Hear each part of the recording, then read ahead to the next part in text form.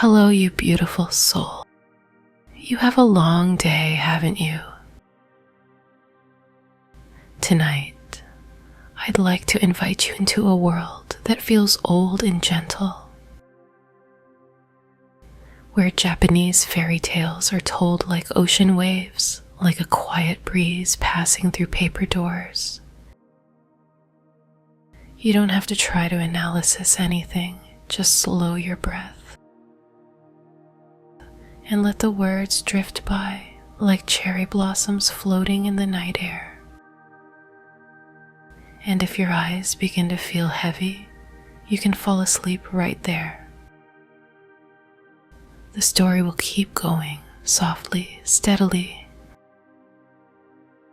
like a small lantern guiding you through the dark. Now, let your shoulders relax. And let's begin tonight's Japanese fairy tale. The Story of Princess Hase, a story of old Japan. Many, many years ago, there lived in Nara, the ancient capital of Japan, a wise state minister by name Prince Toyonari Fujiwara. His wife was a noble, good, and beautiful woman called Princess Murasaki Violet. They had been married by their respective families according to Japanese custom when very young, and had lived together happily ever since. They had, however, one cause for great sorrow. For as the years went by, no child was born to them. This made them very unhappy, for they both longed to see a child of their own, who would grow up to gladden their old age, carry on the family name,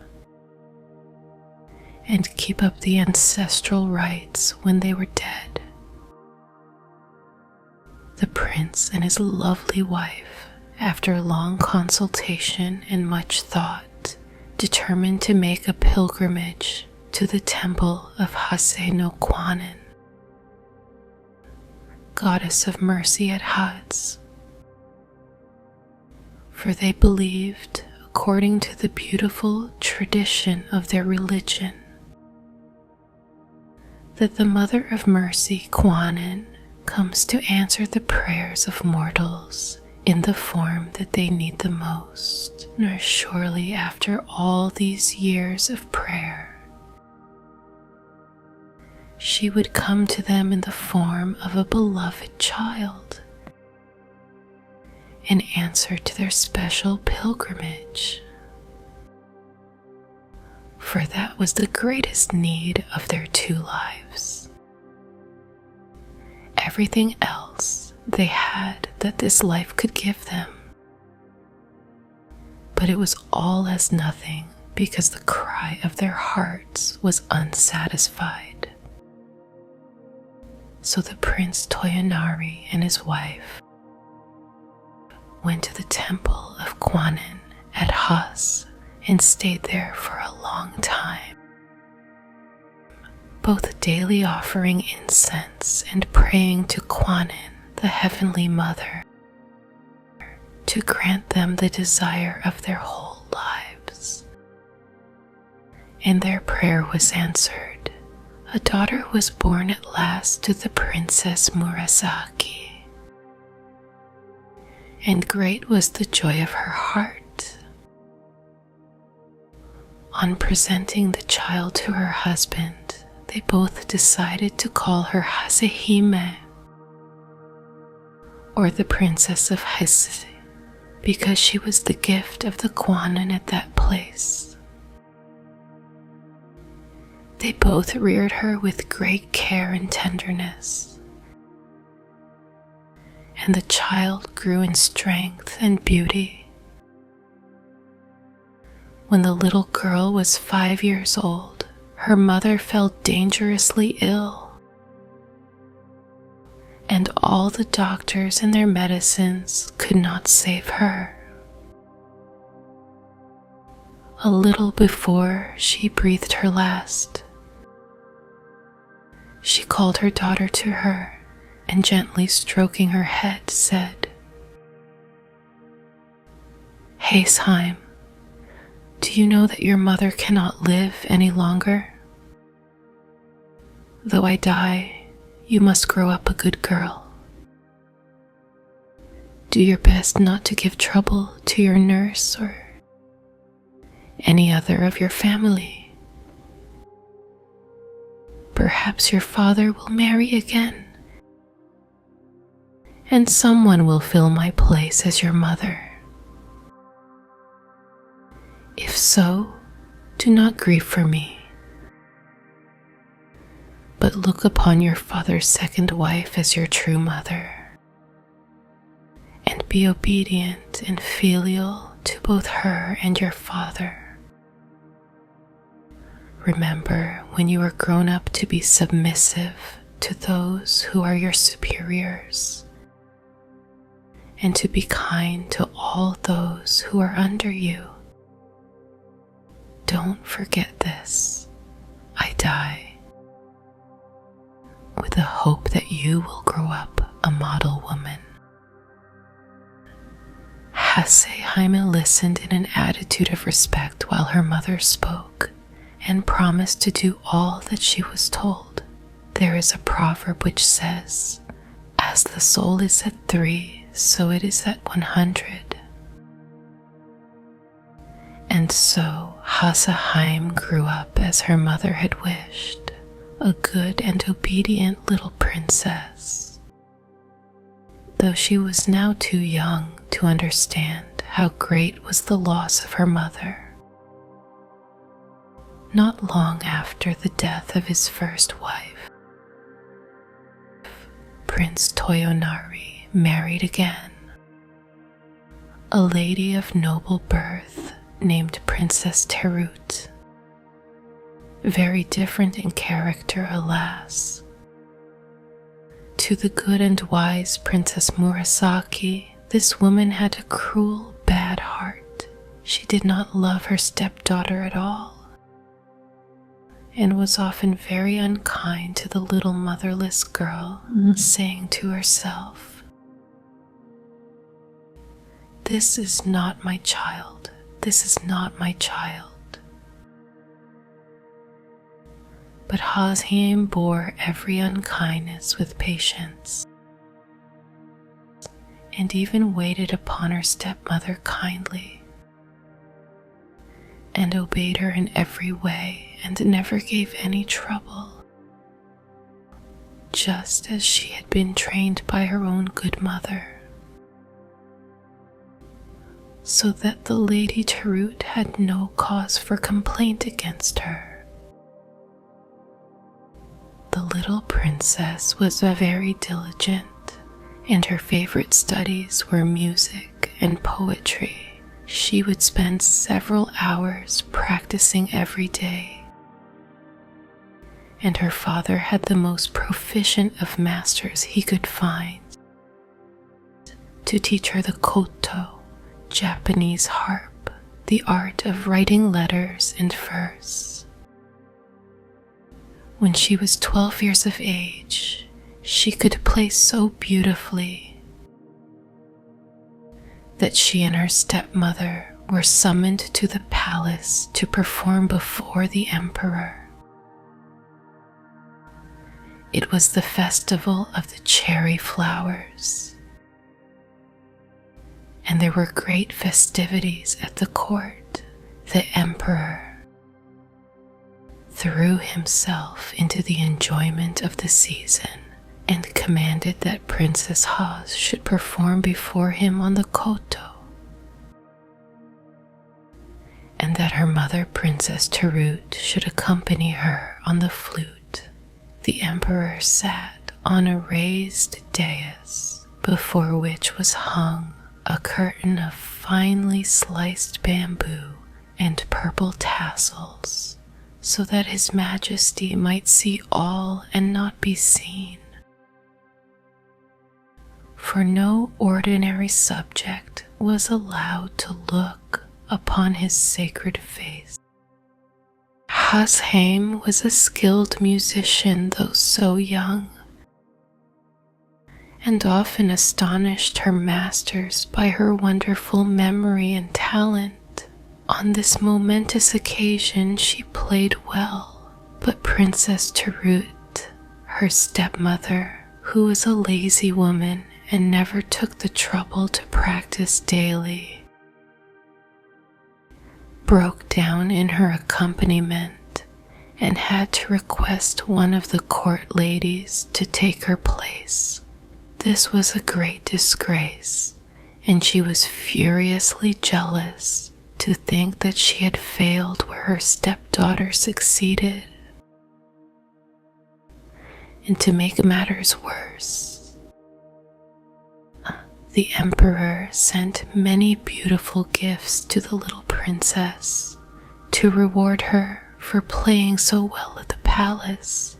There was also now another reason why Princess Tarut hated her stepdaughter, for she had had the good fortune to have a son born to her.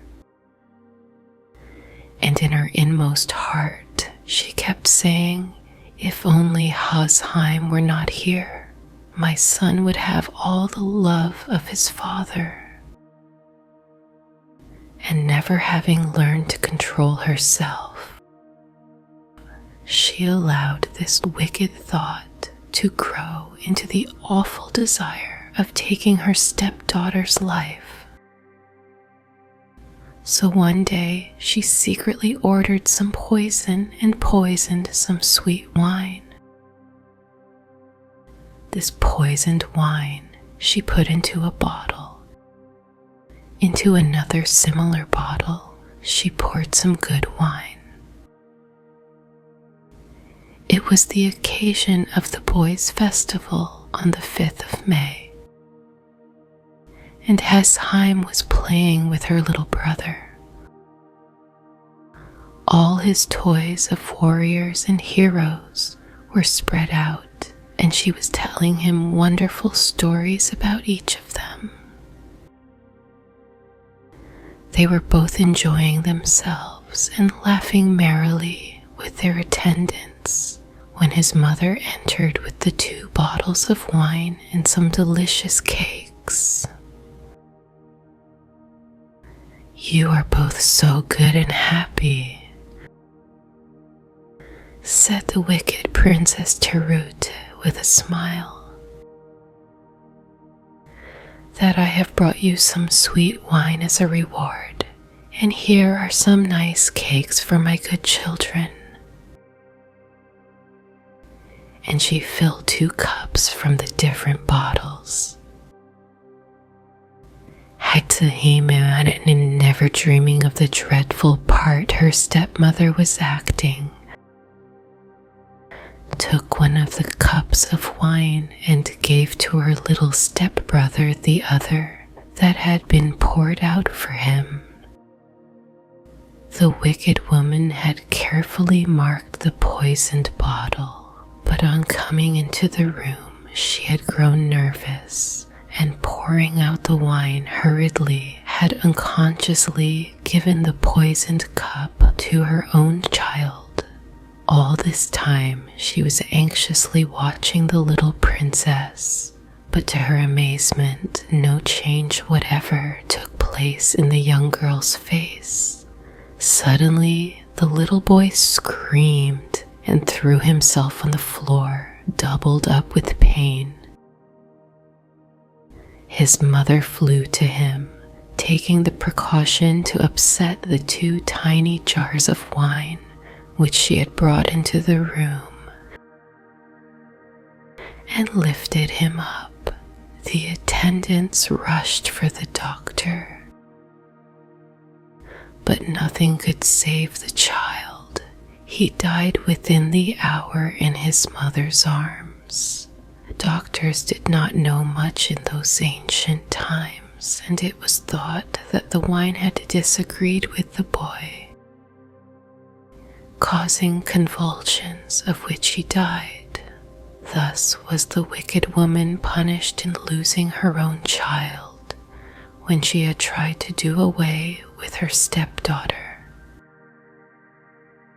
But instead of blaming herself, she began to hate Hasheim more than ever in the bitterness and wretchedness of her own heart, and she eagerly watched for an opportunity to do her harm, which was, however, long in coming. When Hasheim was 13 years of age, she had already become mentioned as a poetess of some merit. This was an accomplishment very much cultivated by the women of old Japan and one held in high esteem. It was the rainy season at Nara, and floods were reported every day as doing damage in the neighborhood. The river Tatsuta, which flowed through the imperial palace grounds, was swollen to the top of its banks, and the roaring of the torrents of water rushing along a narrow bed so disturbed the emperor's rest day and night that a serious nervous disorder was the result. An imperial edict was sent forth to all the Buddhist temples, commanding the priests to offer up continuous prayers to heaven to stop the noise of the flood. But this was of no avail. Then it was whispered in court circles that the Princess Hase, the daughter of Prince Toyonari Fujiwara, second minister at court, was the most gifted poetess of the day. Though still so young, and her masters confirmed the report, long ago a beautiful and gifted maiden poetess had moved heaven by praying in verse, had brought down rain upon a land famished with drought. So said the ancient biographers of the poetess Ono no Komachi.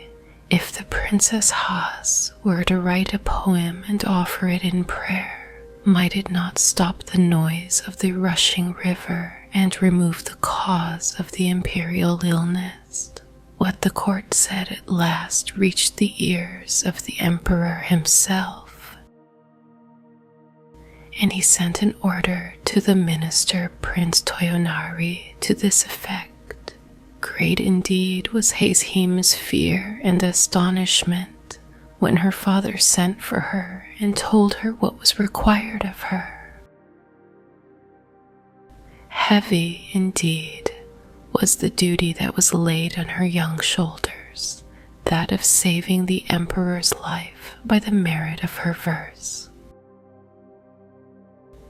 At last the day came and her poem was finished. It was written on a leaflet of paper heavily flecked with the gold dust. With her father and attendants and some of the court officials, she proceeded to the bank of the roaring torrent, and raising up her heart to heaven, she read the poem she had composed aloud, lifting it heavenwards in her two hands. Strange indeed it seemed to all those standing round. The waters ceased their roaring, and the river was quiet in direct answer to her prayer. After this, the emperor soon recovered his health. His Majesty was highly pleased and sent for her to the palace and rewarded her with the rank of Chinjo, that of Lieutenant General, to distinguish her. From that time she was called Chinjo-hime, or the Lieutenant General Princess, and respected and loved by all. There was only one person who was not pleased at Haseheim's success. That one was her stepmother. Forever brooding over the death of her own child, whom she had killed when trying to poison her stepdaughter, she had the mortification of seeing her rise to power and honor, marked by imperial favor and the admiration of the whole court. Her envy and jealousy burned in her heart like fire. Many were the lies she carried to her husband about Haseheim, but all to no purpose. He would listen to none of her tales, telling her sharply that she was quite mistaken. At last the stepmother, seizing the opportunity of her husband's absence, ordered one of her old servants to take the innocent girl to the Hipari Mountains, the wildest part of the country, and to kill her there. She invented a dreadful story about the little princess, saying that this was the only way to prevent disgrace falling upon the family. By killing her, Katoda, her vassal, was bound to obey his mistress.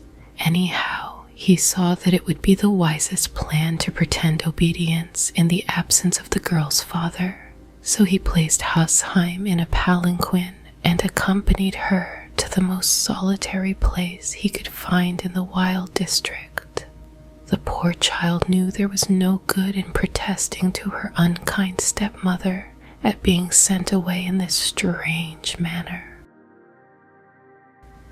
So she went as she was told, but the old servant knew that the young princess was quite innocent of all the things her stepmother had invented to him as reasons for her outrageous orders, and he determined to save her life. Unless he killed her, however, he could not return to his cruel taskmistress, so he decided to stay out in the wilderness. With the help of some peasants, he soon built a little cottage, and having sent secretly for his wife to come, these two good old people did all in their power to take care of the now unfortunate princess. She all the time trusted in her father, knowing that as soon as he returned home and found her absent, he would search for her. Prince Toyonari, after some weeks, came home and was told by his wife that his daughter Hime had done something wrong and had run away for fear of being punished. He was nearly ill with anxiety. Everyone in the house told the same story, that Haseheim had suddenly disappeared. None of them knew why or whither. For fear of scandal, he kept the matter quiet and searched everywhere he could think of, but all to no purpose. One day, trying to forget his terrible worry, he called all his men together and told them to make ready for a several days' hunt in the mountains. They were soon ready and mounted, waiting at the gate for their lord. He rode hard and fast to the district of the Hipari Mountains, a great company following him. He was soon far ahead of everyone, and at last found himself in a narrow, picturesque valley. Looking round and admiring the scenery, he noticed a tiny house on one of the hills, quite near, and then he distinctly heard a beautiful, clear voice reading aloud. Seized with curiosity as to who could be studying so diligently in such a lonely spot, he dismounted, and leaving his horse to his groom, he walked up the hillside and approached the cottage. As he drew nearer, his surprise increased, for he could see that the reader was a beautiful girl.